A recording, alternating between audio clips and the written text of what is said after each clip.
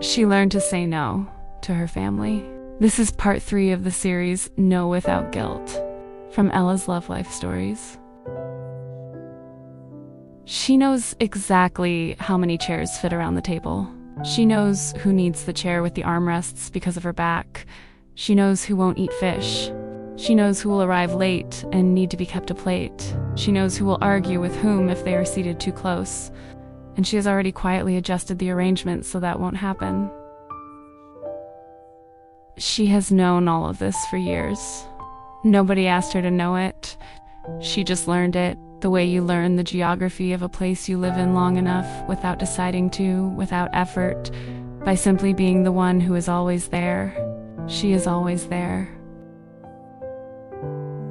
Her name is Diana. She is 49 years old. And for the last 14 years, without a single family meeting or formal agreement of any kind, her house has been the venue. Every Christmas, every Easter, every birthday that required a cake and a table long enough to seat 20, always her house, always her kitchen, always her. The question nobody had ever thought to ask, including Diana herself, was whether she had actually chosen any of it. Diana has a husband, 3 adult children, 2 siblings with families of their own, a father and his new wife, a mother-in-law who is in her late 70s and no longer hosts, and her mother-in-law's closest friend, also 79, with limited mobility, who comes to most gatherings because she has nowhere else to be, and Diana would never dream of leaving her out. That is already a great many people to feed. Then add her husband's younger brother and his girlfriend. Add the 2 grandchildren who are old enough to want their own birthday parties, but not old enough to not want them at Grandma's house. Add the colleagues from her husband's business, who gather twice a year for what started as an informal drinks evening and has somehow become a catered event. Add the neighbors who were invited once and have been coming ever since. Diana's house is not luxurious, but it is big. It is comfortable. It has a pool. There is a view of the mountains from the back garden that makes people exhale when they walk in, and it sits almost exactly halfway between where most of the family lives, which means nobody has to drive too far except Diana, who doesn't drive anywhere other than to the grocery stores. She is always already at home. When the mother-in-law stopped hosting, nobody had a conversation about what would happen next. There was no family meeting, no rotation was agreed upon, no volunteer stepped forward. Diana just started doing it. Not because she was asked, not because she particularly wanted to, but because someone had to, and the alternative, nobody hosting. The family not gathering, the tradition dissolving, felt worse than the work of making it happen. And because she was good at it, she always had been. And because she made it look easy, nobody offered to take over. Nobody thought to. Here is what a year in Diana's house looks like. Birthday celebrations for the older family members, birthday parties for the grandchildren, Easter, Christmas, Thanksgiving, the end-of-year gathering, the biannual business events, baby showers. There have been 3 in the last 4 years, a bachelorette party, 1 wedding anniversary dinner that somehow became a tradition in itself. Not everyone comes to every event. That is the thing that makes it invisible. Her mother-in-law doesn't come to the business evenings. The colleagues don't come to the Christmas gathering. The children's friends don't come to the adult birthday parties. So nobody, not one person, ever has the experience of attending event after event after event at Diana's house. Only Diana has that experience, because Diana is at all of them. By any honest count, it is close to 1 gathering every other week of the year. 20, sometimes more. Each one different. Each one requiring different food, different decorations, a different mood, a different table arrangement. And this is not just one family's story. Not every family is this large. Not every house has a pool and a mountain view. But inside smaller families too, there is often one woman who hosts everything, every birthday, every holiday, every occasion that requires a table and someone to set it. The scale changes. The dynamic does not. I don't even know when it became mine. That's what I keep coming back to. There wasn't a moment. Nobody sat down and said, Diana, you're the host now. It just accumulated. One Easter I offered to host because my mother-in-law was unwell, and then she never quite recovered her confidence in the kitchen. And then it was just mine. And I didn't say no because honestly I didn't think I was allowed to. It sounds strange to say that out loud. I'm a grown woman. Of course I'm allowed. But when something becomes a tradition, when everyone expects it, when your mother-in-law looks forward to it all year and your grandchildren associate Christmas with your house, saying no doesn't feel like a preference. It feels like a dismantling. And I love them. I genuinely love having them here. Or I did once. Now I'm not sure if I love it or if I've just done it so many times that I've forgotten there was ever another option. That's what worries me most, not the exhaustion, the not knowing whether I would choose this if I were starting from scratch. What Diana described, not knowing whether she would choose something if she were starting from scratch, is one of the most important questions a woman at midlife can ask herself. Because so much of what we do, by the time we reach our 40s and 50s, is not chosen. It is inherited, accumulated, fallen into, agreed to once, and then never revisited. Let us talk about what a single gathering actually costs. Before.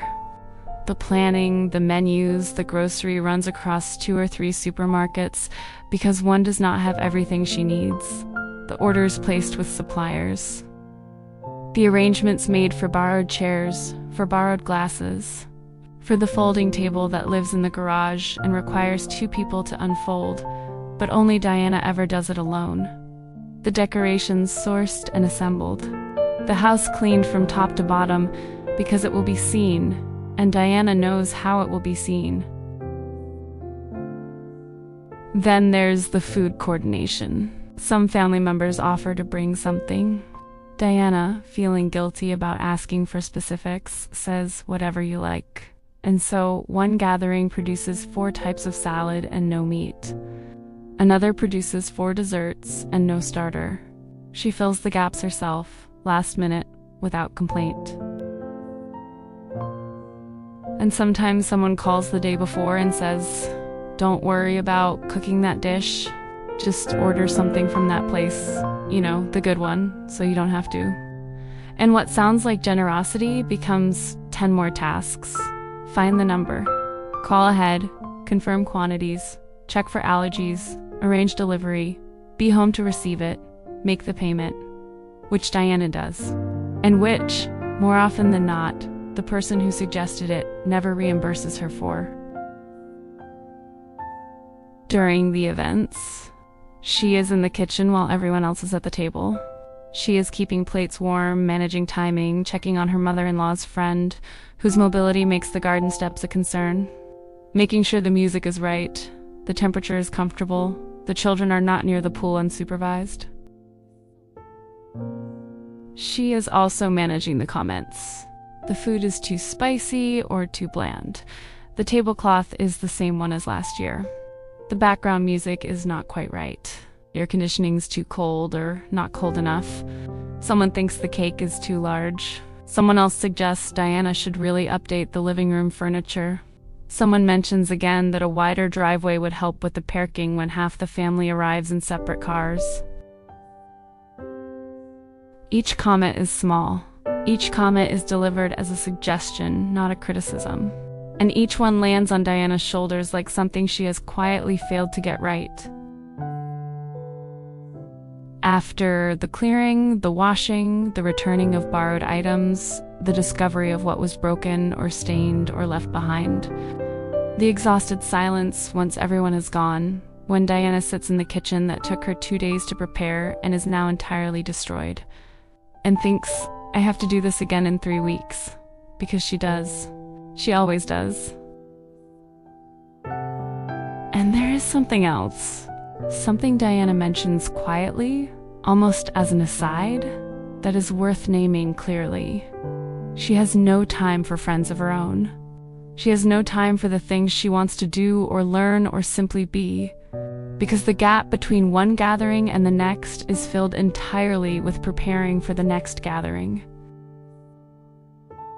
She has been to the doctor more times than she can count over the past 2 years, a symptom that keeps being explained away as stress, as tiredness, as the natural consequence of doing too much. She keeps going back because the symptom does not resolve. But she cannot give the appointments her full attention because she's always planning around them, always calculating what needs to happen before the next event, always one step behind herself. That detail matters. We will come back to it in another story. Before I said anything, I tried everything else first. I'm not proud of that, but it's true. My husband and I took a long holiday over one Easter and said the house wasn't available. It worked once. The family organized something elsewhere. And the moment we got back, someone said, "Wonderful that you had a break. So we can go back to yours for Christmas, yes?" And that was that. I started a kitchen renovation, deliberately, thinking that if the kitchen was unusable for a few months, people would get used to finding other venues. But the pressure to have it finished, the gentle, well-meaning inquiries about when it would be done, the comments about how they missed our Christmas, made the renovation feel like a punishment rather than a relief. I even mentioned once that we might redo the pool area. My husband's brother said, "Oh, brilliant, it'll be even better for the summer parties." None of it worked, because the problem was never the kitchen or the pool or the holiday. The problem was that I had never simply said, "I need this to be different," not as an excuse, as a statement. And I didn't know how to say that because my fear wasn't really about the work. My fear was about what it would mean if I stopped. My mother-in-law is 78. Her friend who comes to most gatherings is 79 and has trouble getting around. If I'm the one who changes this, am I the one who takes something away from them? From the grandchildren who associate Christmas with this house and this kitchen and the smell of what I cook? What I didn't know how to say to anyone was, "I love you all and I want us to be together and I need this to look different." All three of those things at once. I didn't know if that was allowed. The fear of being the one who breaks something, that fear keeps more women in unsustainable arrangements than almost any other. But here is what Diana eventually came to understand. Not quickly and not easily. She was not protecting the tradition by doing all of it herself. She was protecting the appearance of the tradition while slowly hollowing out what made it real.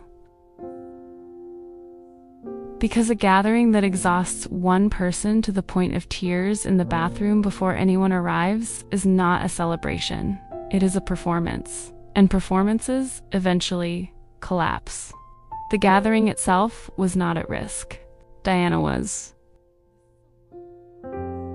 And so, 2 weeks before Easter, not months in advance, because Diana never has months of clear space, only the gap between the last gathering and the next, she sent a message to the family group. Not a long message, not a dramatic one, just honest. She said she could not keep hosting at this pace, that it was affecting her health, her time, and her sense of herself. She said she still wanted to host Christmas and some birthdays, and she would be glad to help with others, but that she needed people to take ownership of their own celebrations, and that the family might want to consider restaurants or hired venues or someone else's home for the rest. She said it without apology. She pressed send before she could change her mind. Her hands were shaking. The replies came in over the following hours. Her daughter said, "Of course, Mum. Why didn't you say something before?" "I had no idea." Her sister-in-law said, "I've been wanting to suggest a restaurant for years, but always assumed you preferred to host." Her husband's brother said, "Honestly, we've talked about doing something different. We just didn't want to upset the tradition." Her husband said, "The kids and I will handle the decorations this year. All of it. You just show up." And her mother-in-law, the one Diana had been most afraid of, sent a voice message that said, "Oh, darling, I hope you know you never had to do it alone. I always felt guilty watching you work so hard." And then something nobody expected. Once the family began organizing their own birthday celebrations, many of them discovered they preferred it. Her son booked a restaurant with a private room and said it was the first birthday dinner he had ever designed exactly the way he wanted.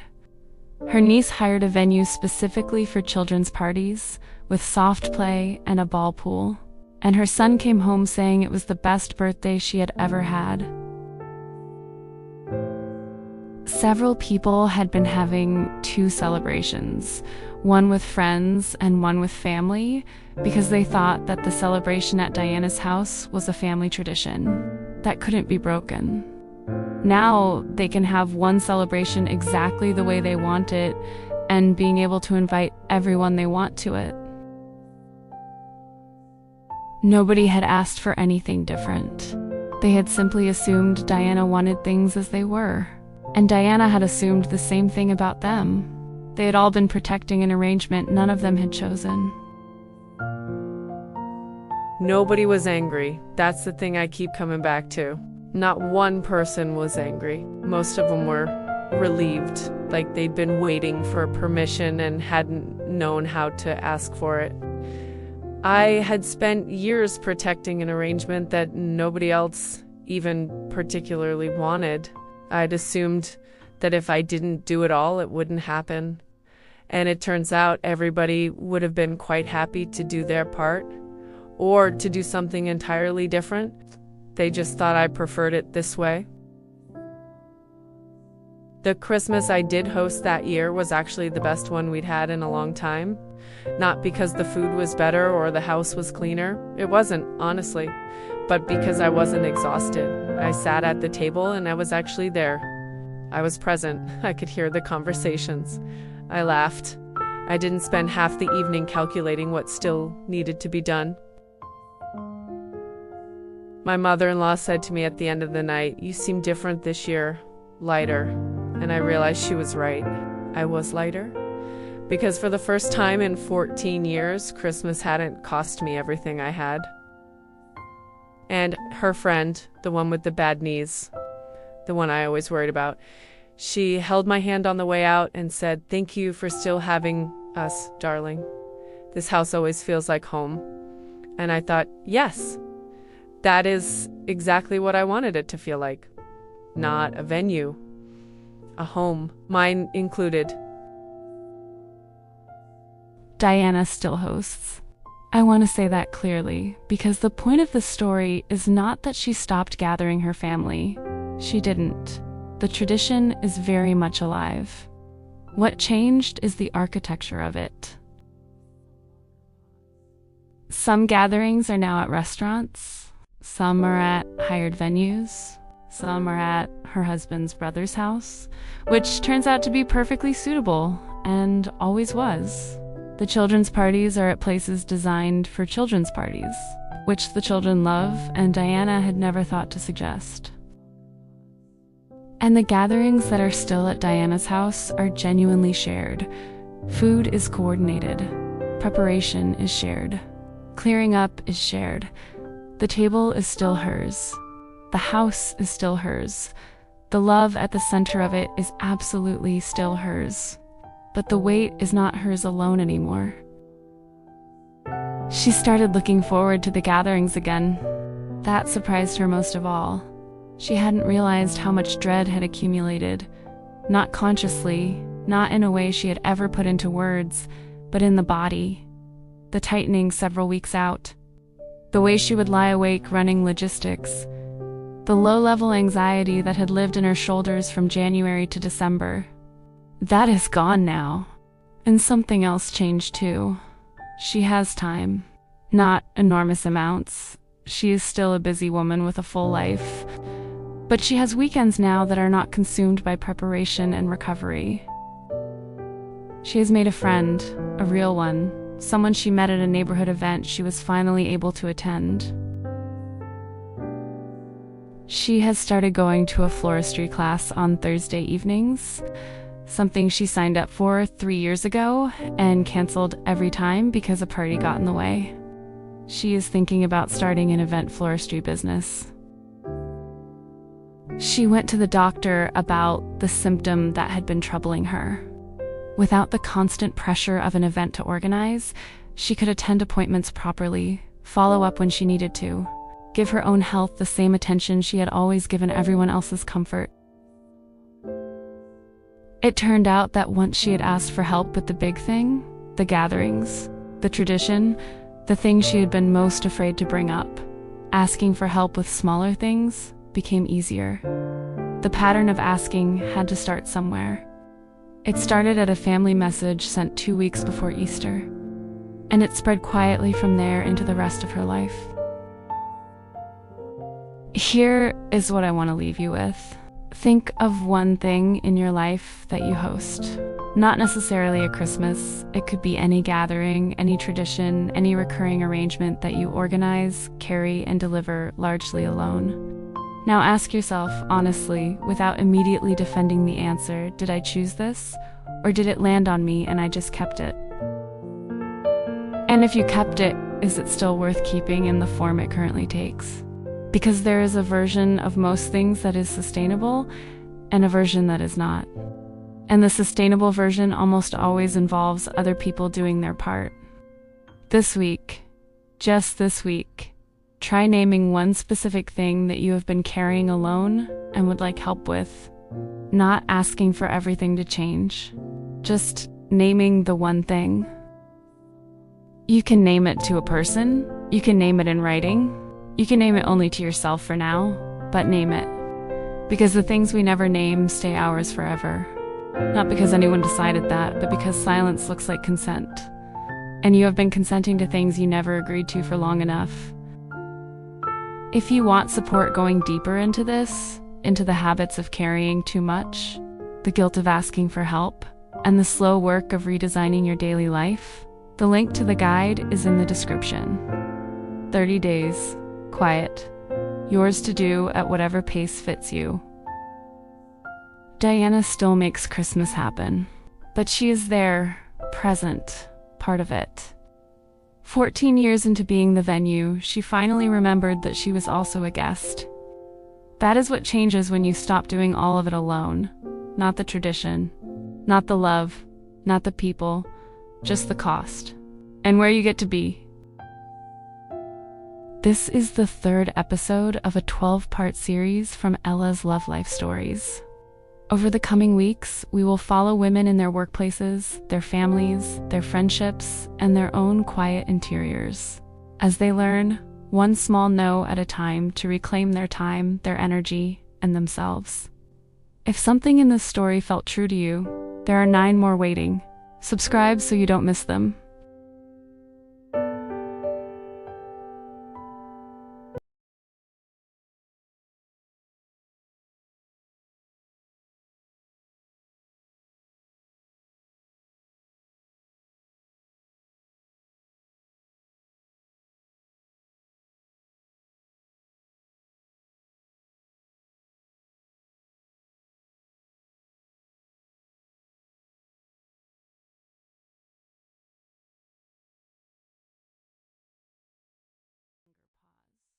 And if you know someone who needed to hear this today, send it to her.